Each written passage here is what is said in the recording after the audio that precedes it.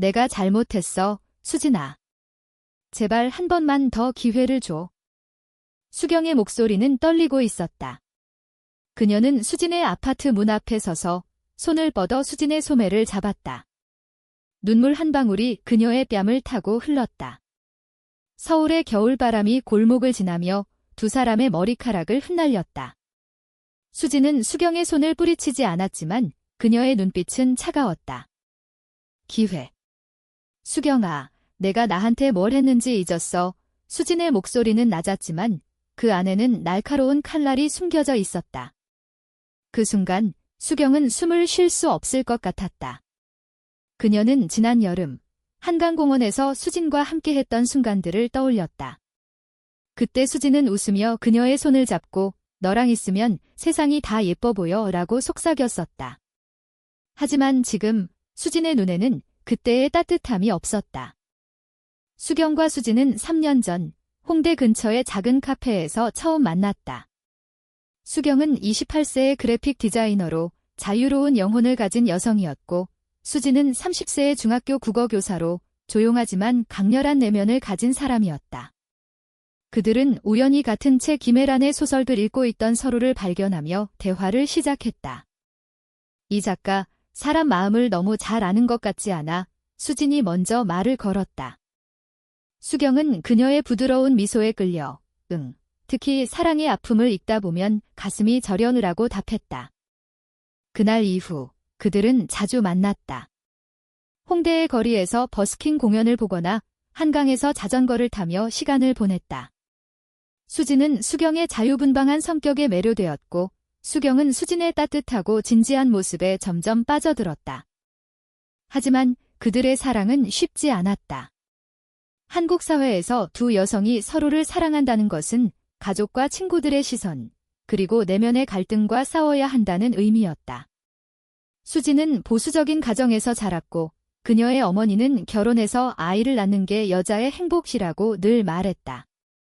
수경은 그런 수진의 고민을 이해하려 했지만 때때로 그녀의 망설이는 태도에 상처받았다. 내가 널 얼마나 사랑하는지 몰라.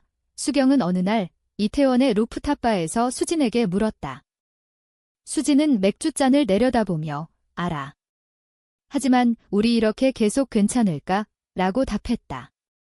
그 말은 수경의 가슴에 비수처럼 꽂혔다. 그들의 관계는 2년째 접어들며 점점 더 복잡해졌다. 수경은 자신의 SNS에 수진과의 사진을 올리고 싶었지만 수진은 항상 조심해야 해라며 만류했다. 수진의 동료 교사들 사이에서 그녀의 성향에 대한 소문이 돌기 시작했고 수진은 점점 더 불안해졌다. 그러던 중 수경은 실수를 저질렀다. 그녀는 수진과의 다툼 끝에 친구들과의 술자리에서 수진의 이야기를 털어놓았다. 수진이가 너무 조심스러워. 내가 숨막힐 것 같아. 그녀의 말은 친구들 사이에서 퍼졌고 결국 수진의 직장 동료들에게까지 전해졌다. 수진은 배신감을 느꼈다. 내가 널 얼마나 믿었는데, 수경아. 내가 날 이렇게 망가뜨릴 줄 몰랐어. 수진은 울면서 수경에게 전화로 소리쳤다. 그 후 수진은 수경을 차단했고 두 사람은 3개월 동안 연락을 끊었다.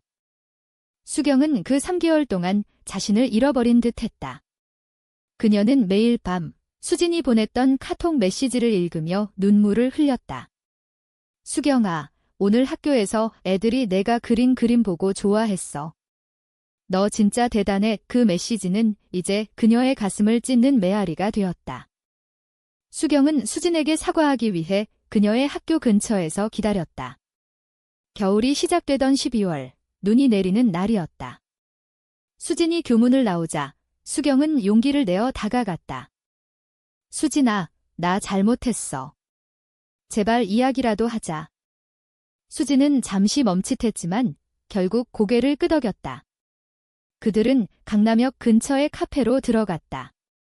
카페 안, 따뜻한 조명 아래 두 사람은 서로를 마주 보았다.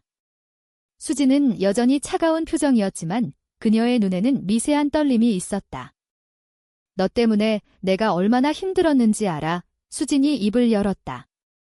학교에서 날 이상하게 보는 눈빛들, 동료들이 내 뒤에서 수군대는 소리, 그게 다 내가 한 말 때문이야. 수경은 고개를 숙였다. 미안해. 정말 미안해. 내가 멍청했어. 그날 두 사람은 오랜 시간 이야기를 나눴다. 수지는 수경의 사과를 받아들였지만 그녀의 마음은 여전히 엉망이었다. 수경아, 난 널 사랑하지만 이게 우리한테 너무 무거운 짐이야. 수진의 말은 수경의 가슴에 깊은 상처를 남겼다. 하지만 수경은 포기할 수 없었다. 그녀는 수진과의 관계를 되돌리기 위해 모든 노력을 다했다. 그녀는 수진이 좋아하는 작가의 책을 선물하고 매일 아침 수진에게 따뜻한 메시지를 보냈다. 수진아, 오늘도 좋은 하루 보내. 내가 없어도 난 널 생각해. 수진은 처음엔 답하지 않았지만 점차 그녀의 마음이 녹아내리기 시작했다. 어느 날 수진은 수경에게 짧은 메시지를 보냈다. 내일 한강에서 만나자. 그 만남은 두 사람에게 새로운 시작처럼 느껴졌다. 한강공원의 벤치에 앉아 그들은 서로의 손을 잡았다. 수진은 조용히 말했다. 수경아, 나도 너 없이 힘들었어. 하지만 우린 더 조심해야 해. 우리 사랑이 세상에 상처받지 않게. 수경은 고개를 끄덕였다. 알았어. 이번엔 절대 실수 안 할게. 그들의 관계는 다시 시작되었지만 여전히 불안한 그림자가 드리워져 있었다. 수진의 어머니가 그녀의 연애를 의심하기 시작한 것이다. 어느 날 수진의 어머니는 그녀에게 전화해 물었다. 수진아, 너 요즘 왜 이렇게 바빠? 남자친구 생긴 거 아니야? 수진은 당황하며 아니에요, 엄마. 그냥 친구들이랑 자주 만나요, 라고 둘러댔다. 하지만 그녀의 어머니는 수진의 거짓을 눈치챘다. 며칠 후 수진의 어머니는 수진의 아파트를 방문했다. 그녀는 수진의 방에서 수경이 남긴 편지를 발견했고 그 내용에 충격을 받았다. 수진아, 넌 내 세상이야. 영원히 너랑 함께 있고 싶어. 수경. 그날 밤 수진의 어머니는 그녀를 다그쳤다. 이게 뭐야, 수진아? 내가 여자를 사랑해? 이게 말이 돼? 수진은 눈물을 흘리며 엄마, 저 수경이를 사랑해요. 그게 잘못된 거예요, 라고 대답했다. 하지만 그녀의 어머니는 화를 내며 집을 나갔다. 수진은 그 사건 이후 점점 더 위축되었다. 그녀는 수경과의 만남을 줄였고 전화도 자주 받지 않았다. 수경은 수진의 변화를 느끼며 불안해졌다. 수진아, 무슨 일 있어? 나한테 말해줘. 수진은 결국 모든 것을 털어놓았다. 엄마가 우리 관계를 알아버렸어. 나한테 너랑 헤어지라고 했어? 수경은 충격을 받았다. 그녀는 수진을 끌어안으며 우린 이겨낼 수 있어? 내가 너랑 같이 싸울게 라고 말했다. 하지만 수진은 고개를 저었다. 수경아, 난 엄마 잃고 싶지 않아. 그리고 이 사회에서 우린 너무 힘들 거야. 그 말은 수경에게 또 다른 배신처럼 느껴졌다. 그녀는 수진을 설득하려 했지만 수진의 마음은 이미 흔들리고 있었다. 수경은 수진과의 관계를 지키기 위해 마지막 노력을 다했다. 그녀는 수진의 어머니를 직접 만나기로 결심했다. 수진이 모르는 사이 수경은 그녀의 어머니가 운영하는 작은 식당으로 찾아갔다. 어머니, 저 수경이에요. 수진이를 사랑하는 사람이에요. 수경은 떨리는 목소리로 말했다. 수진의 어머니는 그녀를 차갑게 바라보았다. 내 딸을 망치고 싶지 않다면 지금 여기서 사라져. 수경은 눈물을 참으며 저는 수진이를 행복하게 해주고 싶어요. 어머니, 제발 저희를 이해해 주세요. 라고 간청했다. 하지만 그녀의 어머니는 단호했다. 너 같은 사람은 우리 가족에 필요 없어. 그 만남은 수경에게 깊은 상처를 남겼다. 그녀는 수진에게 이 일을 말하지 않았지만 그녀의 마음은 점점 더 무거워졌다. 한편 수진은 자신의 내면과 싸우고 있었다.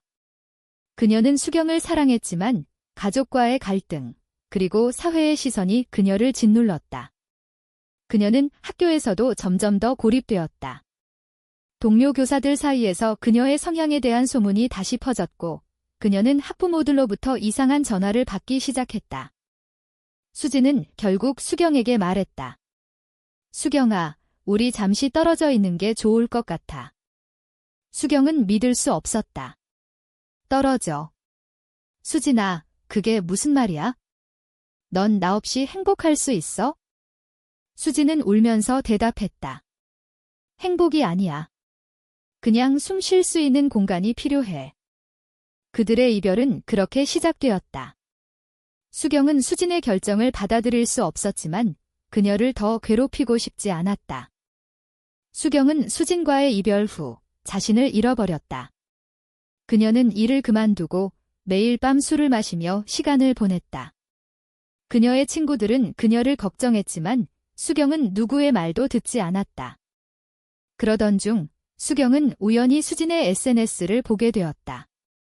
수진은 새로운 도시, 부산으로 이사 간 듯 했다.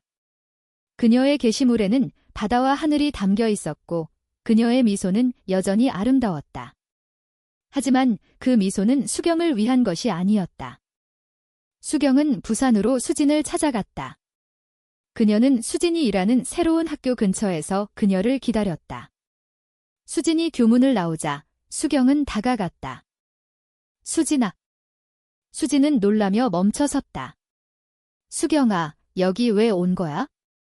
수경은 눈물을 흘리며 너 없이 못 살아. 제발 우리 다시 시작하자라고 말했다.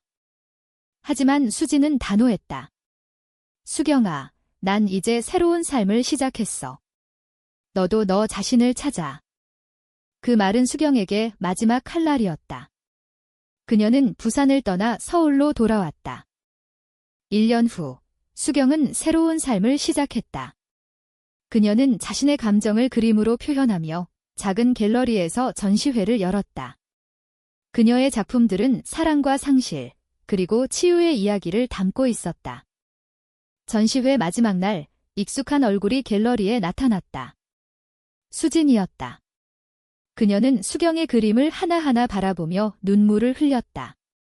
수경아, 내 그림, 정말 아름다워. 수진이 말했다. 수경은 그녀를 바라보며 미소 지었다. 고마워, 수진아. 너도 잘 지냈어? 수진은 고개를 끄덕였다. 응, 나도 많이 배웠어. 그리고 미안해.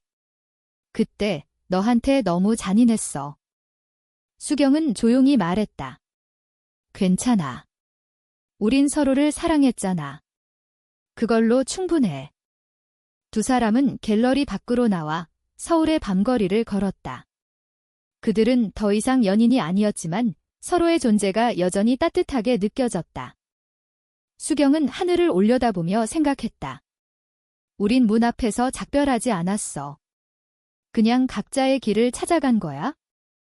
그들의 이야기는 끝났지만 사랑은 여전히 그들의 마음속에 남아 있었다.